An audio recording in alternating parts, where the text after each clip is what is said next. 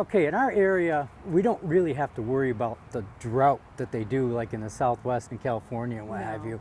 But we do have to deal with areas, pockets of dry, especially dry shade like under a tree, or you get a slope, you know, that gets blistered with the sun. So we're going to look at a few plants that can tolerate those sites.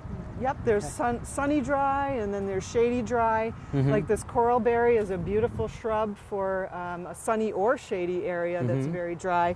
And also this hydrangea invincible spirit is great Yeah, too. it's got a nice pink flower. Yeah, tough as nails. In the perennials, daylily is great for a sunny location.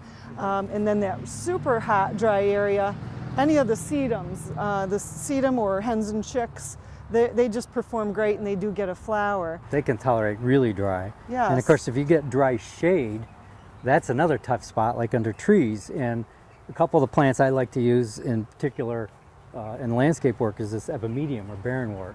Once that stuff's established, that thing's going to be really tough. Yes. As does the helleborus. That gives you the flower in the spring. And again, dry shade, it can tolerate it. And it's an evergreen leaf too.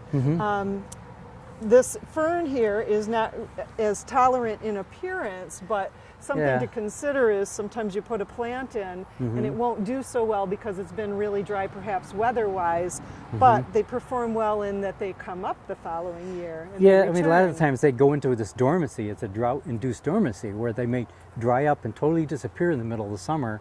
And once they get the moisture again next spring, the roots are tolerant of that, and they'll just come right up and grow. The ornamental grasses can be like that too. Same exact, yep. Now, there is something though that no matter what of these plants you use, which one, that You first basically year, need to water them, get them established to develop that drought yes, tolerance. they can't do Okay. it right off the bat, new garden. So don't be afraid to garden in a dry area. Thanks for joining me. I'm Casey Krause. And I'm Jim Hotelling, the home gardeners from Hillside Garden Landscaping.